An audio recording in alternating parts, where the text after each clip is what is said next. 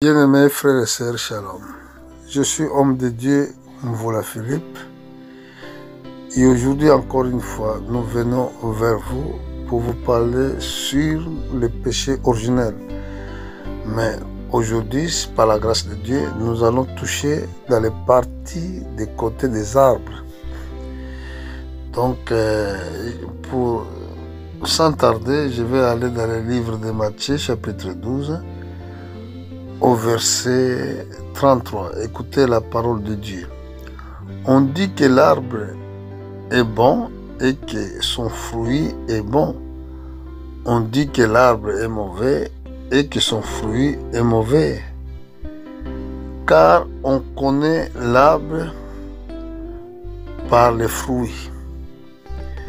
Race de vipères, comment pourrez-vous dire de bonnes choses méchants comme vous êtes, car c'est l'abondance du cœur que la bouche parle. Ici, nous avons vu que Jésus a utilisé les paraboles des arbres, pour montrer qu'il y a un peuple méchant, que les hommes qui croyaient pas à la parole de Dieu. Il a pris cette parabole de dire des mauvais arbres.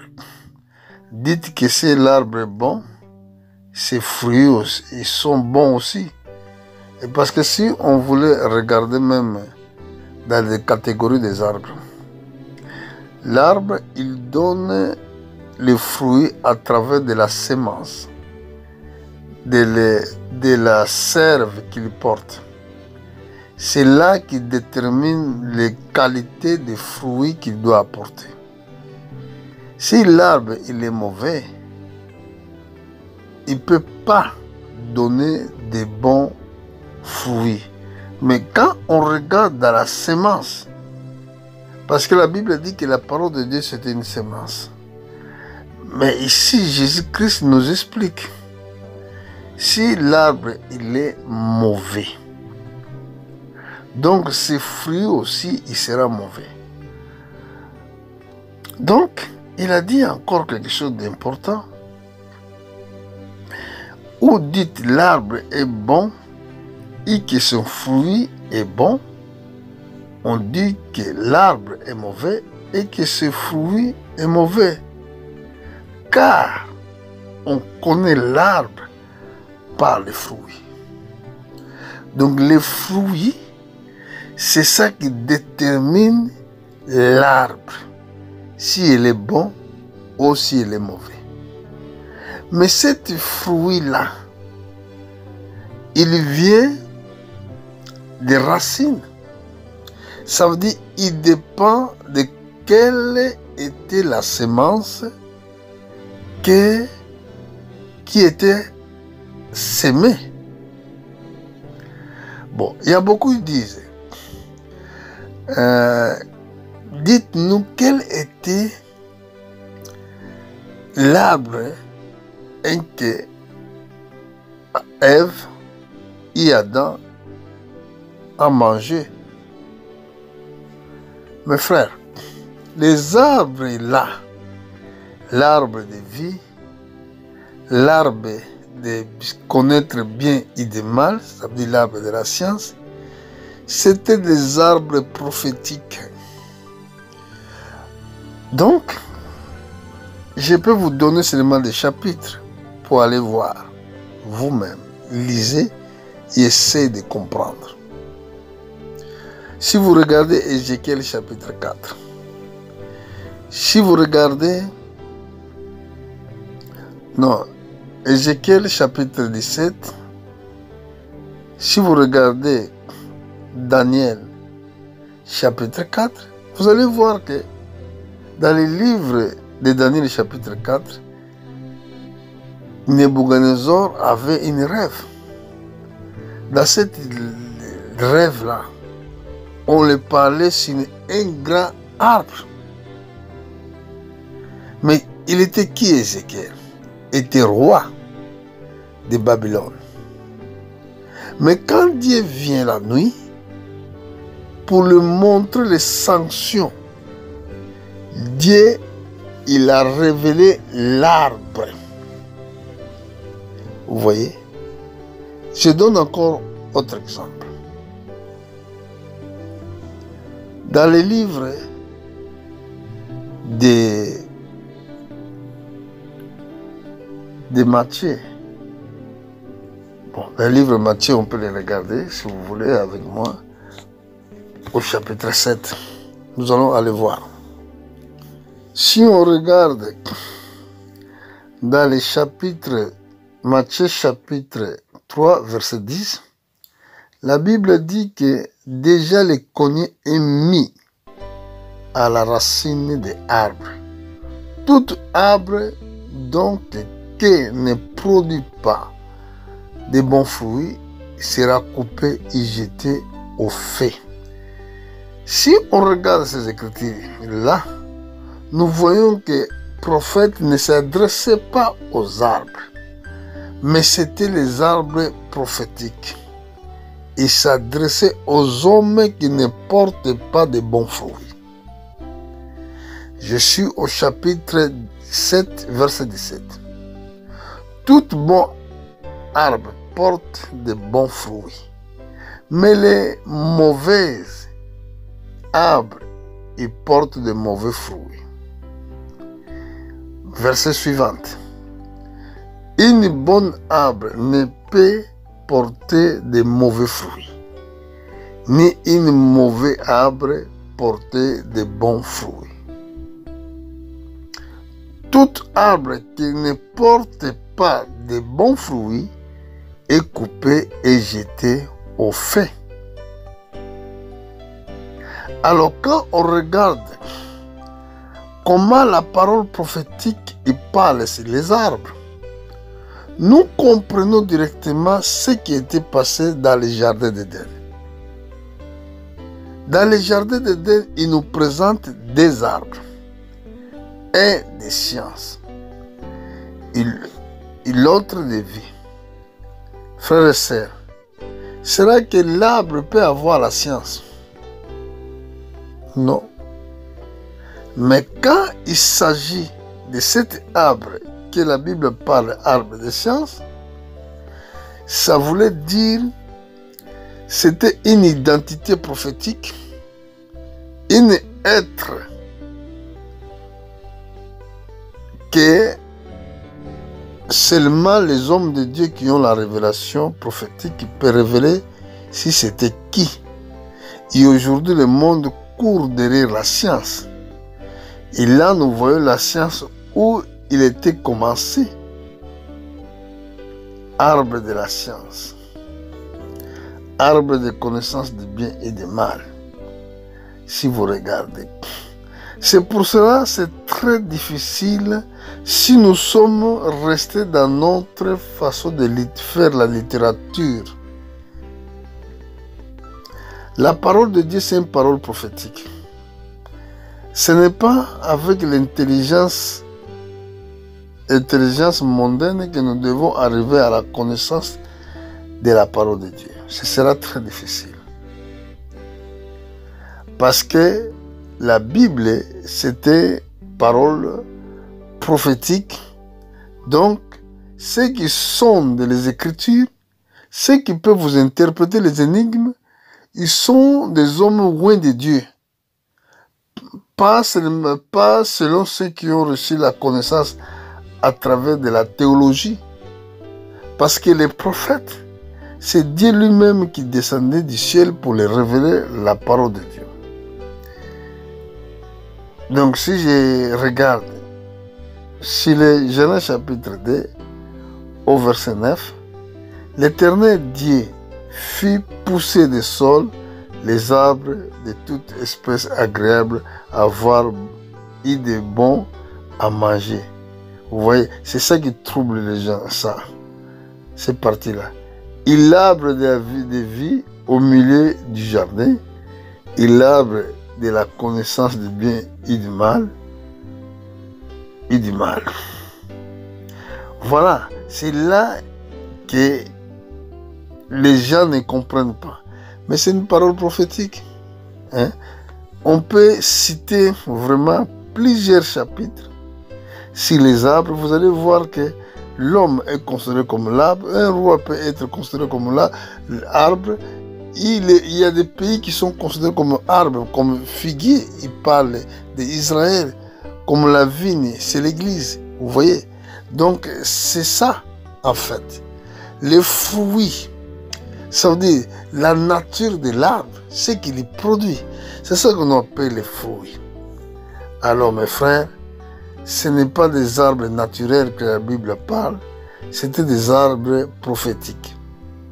Et si vous les suivez dans les arbres normaux, vous ne les trouverez pas, ces arbres-là. Vous voyez? Vous ne les trouverez pas. Alors, ce que nous devons savoir dans cette prédication, c'est quoi? Parce que c'était une semence de méchants qui a été engendrée sur la terre. Bon, dans cette semence, comme j'avais expliqué dans mes prédications, est que chaque rencontre, quand un homme est en train de coupler sexuellement avec une femme, il fait même corps avec lui. À cause de même corps-là, c'est pour cela que nous avons des enfants. Il faut qu'un homme il s'attache à la rapport avec sa partenaire. C'est là que ça va former un être vivant. Mais comme les hommes, c'est eux qui donnent la semence. Bon, si les semences a été mis dans les matrices étaient mauvais, d'abord, ça va produire selon cette semence qui a été produite. Et c'est pour cela que nous voyons le fils des méchants sur la terre. Donc, chaque semence, il doit pousser par rapport de la semence qui a été semée. C'est pour cela que c'est très difficile. En regardant ce que Dieu avait dit, par exemple, dans le livre de Genèse, je mettrai une inimitié entre toi et la femme, entre ta postérité et sa postérité. Celui-ci t'écrasera la tête et te le blessera les talons. Nous avons vu après, qu'est-ce qui était passé Caïn et Abel. Qui avait tué l'autre? Qui avait de mauvais pensées contre l'autre? C'était juste celui qui était les semences des méchants. Alors regardez bien. Dieu avait dit dans cette semence, vous mangerez les poussières tous les jours. Voilà. Il a dit à serpent ancien, tu mangeras les poussières tous les jours de ta vie. Alors, tu rompras sur la terre. C'est prophétique. Rompre sur la terre, donc il a perdu le ciel. Il a perdu le ciel parce qu'il était les créatures célestes. Il a descendu, il a fait la rébellion et Dieu l'a jeté sur la terre. Je vais revenir là-dessus. Parce que si vous regardez dans le livre de Genèse, vous allez voir qu'elle était animaux, comme les Écritures le disent, ruseux. Les serpents étaient les plus rusés de tous les animaux des champs que l'Éternel Dieu avait fait. Il dit à la femme, Dieu a-t-il réellement, Dieu a-t-il réellement dit, vous ne mangez pas de toutes les arbres du jardin. Bon, ce que je voulais prendre dans cet verset ici, qu'il avait la connaissance plus que l'homme. La Bible ici l'appelle rusé. Ruse, ça veut dire quelqu'un qui avait de bonnes connaissances. Et après, il a corrompu sa sagesse après. Aujourd'hui, ce n'est pas notre thème. Mais peut-être je viendrai. Pourquoi? Un jour, parce que les serpents là, ce n'est pas été anaconda, ce n'est pas ces serpents qu'on voit, on voit un être. Bon, regardez dans le livre d'Apocalypse. Vous allez voir que ce n'est pas les serpents là que les gens pensent. Ce n'est pas les mêmes fruits aussi que les hommes pensent que, oh, peut-être ça peut être banane, ça peut être pomme. Ça, c'est vous qui pensez comme cela. Donc, parce que la parole que nous prêchons, ce n'est pas parole charnelle. Vous ne devez pas l'interpréter comme vous interprétez les histoires du monde. Parce que c'est la parole prophétique. Ça doit être sondé seulement pour les prophètes. À ceux qui disent en loin l'esprit de la prophétie, ce sont là les serviteurs de Dieu qui peuvent sonder cette parole. Regardez dans le livre d'Apocalypse chapitre 19, je monte vers verset 9. Regardez comme la Bible le dit. Non, chapitre 12, je me suis trompé. Chapitre 12, je veux monter vers verset 9. Écoutez bien. Il fit précipiter les grands dragons, les serpents anciens appelés diables. Vous voyez? Il Satan. C'est lui qui séduit toute la terre. Il fut précipité sur la terre et ses anges furent précipités avec lui. Voilà les serpents. Voilà les serpents qui étaient au jardin d'Éden. Il s'appelle dragon. Il s'appelle serpent. Il s'appelle diable et Satan. Satan, c'est en hébreu ce qui voulait dire adversaire. Celui qui s'oppose dans les choses de Dieu. Il s'est posé dans le jardin d'Éden. Celui qui avait séduit Ève. C'est lui l'auteur de séduction. Voilà. C'est pour cela, mes frères, il ne faut pas que vous imaginez dans votre tête, il y avait un fruit quelque part. Mais le fruit, c'était un acte commis. C'était acte sexuel. C'est pour cela que Dieu punissait les deux hommes. Oh, Adam, je retourne. C'est pour ça que Dieu avait puni Ève pour lui dire que tu coucheras avec la douleur et que te désire. Ce désir de rapport-là que tu viens de découvrir, ça portera vers ton mari, il dominera sur toi. C'est pour cela que Dieu a fait les hommes qu'ils soient dominateurs. Même qu'aujourd'hui, les femmes se révoltent. On dit que c'est comment il y a un langage que les hommes utilisent sur la terre et on paraîtrait. Nous devons être pareils. Non, ça c'est les hommes. C'est Satan d'ailleurs qui vous dit que nous devons être pareils. Mais devant Dieu, que femme doit se soumettre devant son mari. Une femme qui ne se soumet pas devant son mari, il est devenir une opposition à la maison. Donc, par contre, vous le savez que celui qui est chef dans la maison, c'est un homme, ce n'est pas une femme. Mais les enfants, c'est les enfants de Vaudé. La Bible nous dit que l'homme doit aimer sa femme. Et femme doit se soumettre à son mari.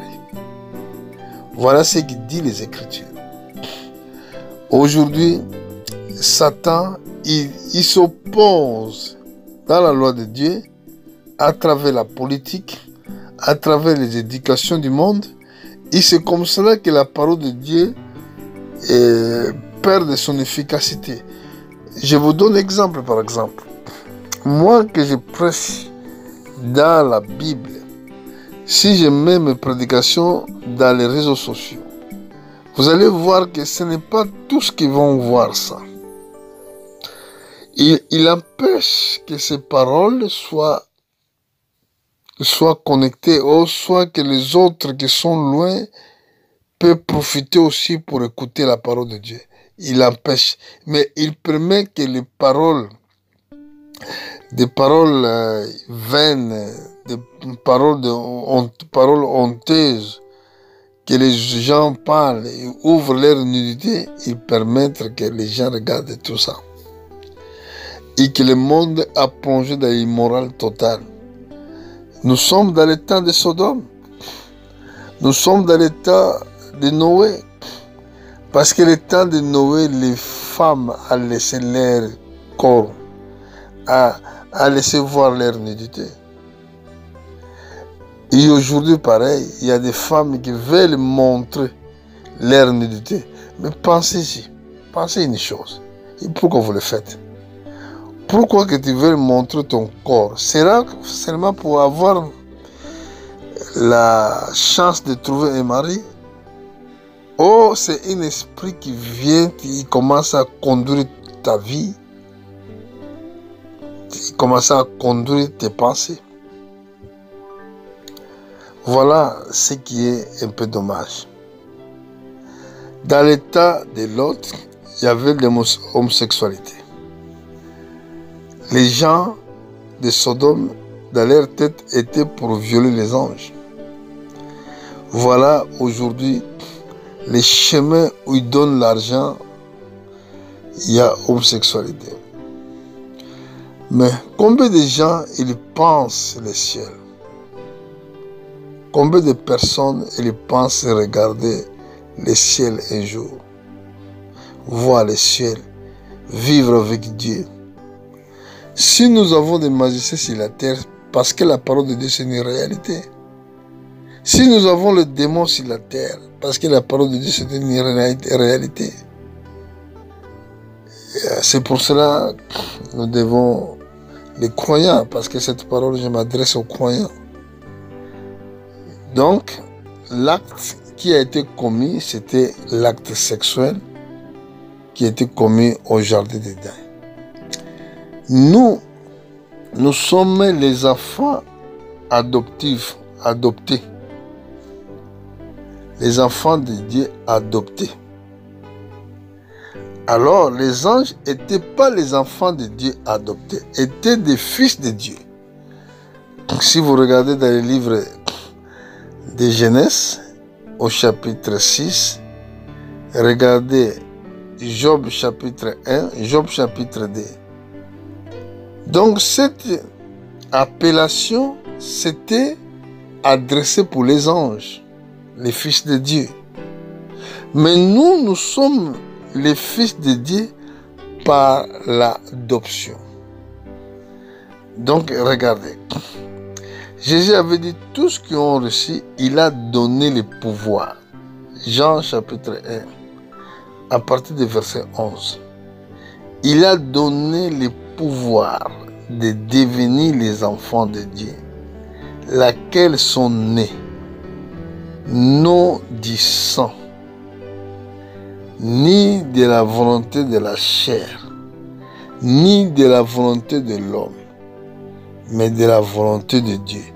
Là, nous voyons vraiment, ce n'est pas la naissance biologique.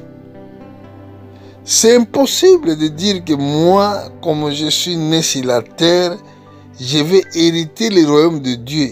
Non, frère. Parce que nous sommes tués par notre sang.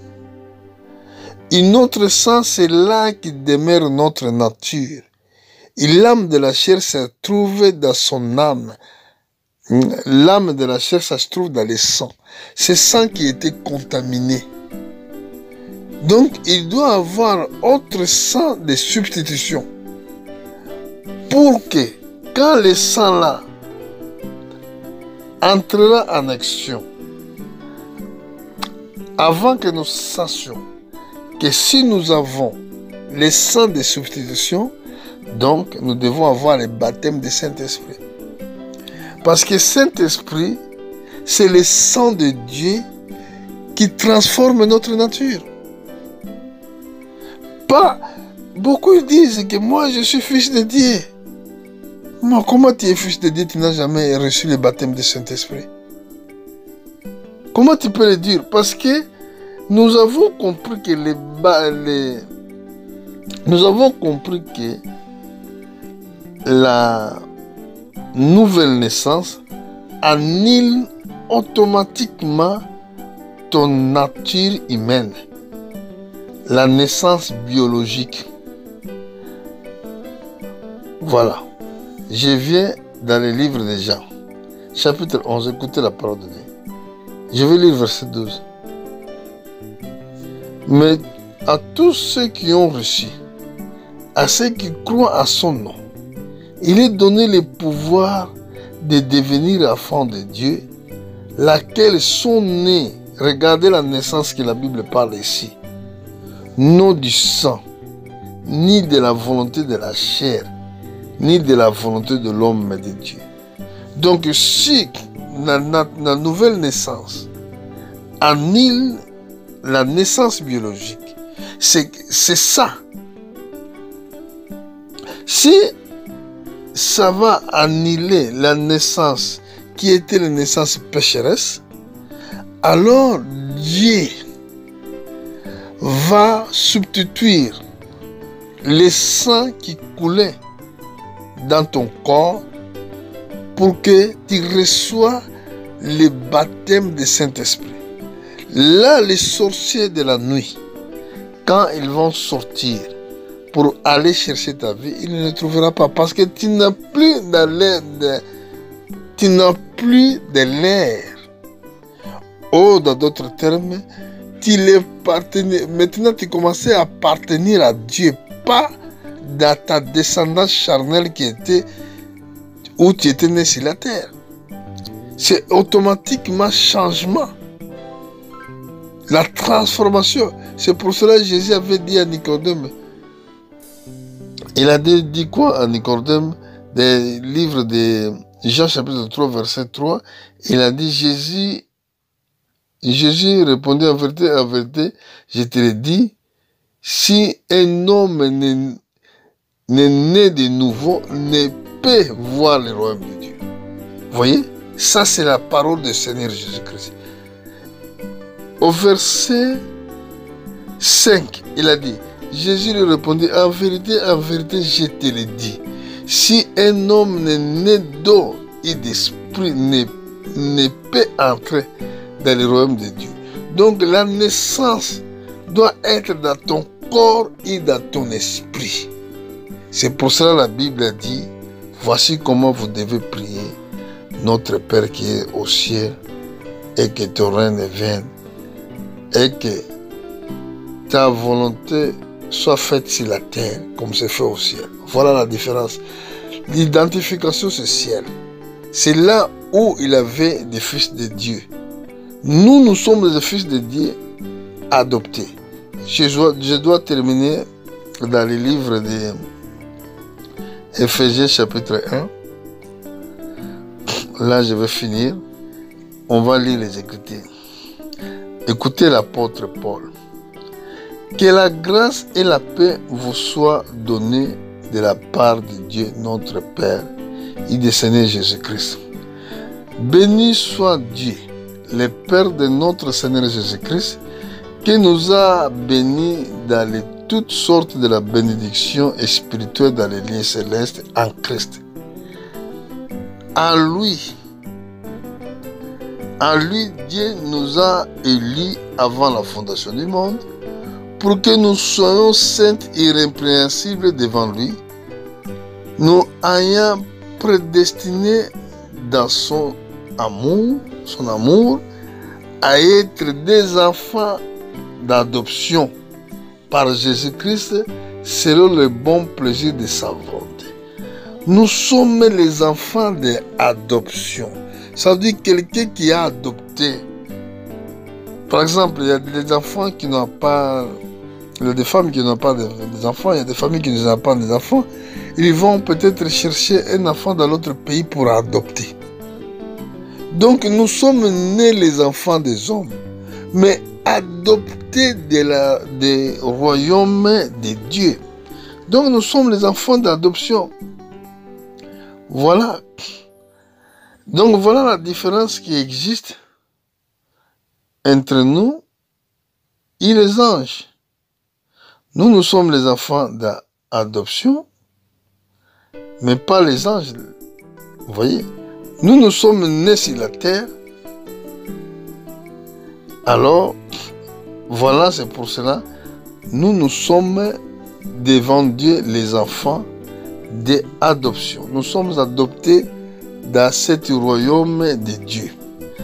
Alors mes frères, moi je vous ai conseillé d'essayer de comprendre tous les mystères bibliques. Tous les mystères bibliques, c'est très important. Donc aujourd'hui, nous disons que Dieu vous bénisse. Mais je vais regarder encore d'autres versets où ça s'écrit adoption. Romains chapitre 8, verset 15. Romains 8, 23. Romains 8, 9, 4. Galates chapitre 4, verset 5. Je n'ai pas vraiment le temps d'expliquer. Là, il parle d'adoption. Nous sommes les enfants adoptifs dans le royaume des cieux. Parce que Dieu nous a adoptés sur la terre pour nous ouvrir la porte par sa grâce. Il nous a bénis dans les toutes bénédictions dans les lieux célestes. Et si nous sommes les enfants de Dieu, et c'est pour ça que nous avons la nature de Dieu, nous devons parler comme Jésus-Christ, prêcher comme lui, vivre notre vie comme lui, parce que c'est lui qui nous a adoptés d'être comme lui. Pour aujourd'hui, je vous dis que Dieu vous bénisse. Je suis homme de Dieu, frère Philippe. Je reviendrai avec autre thème. Que Dieu vous bénisse. Merci.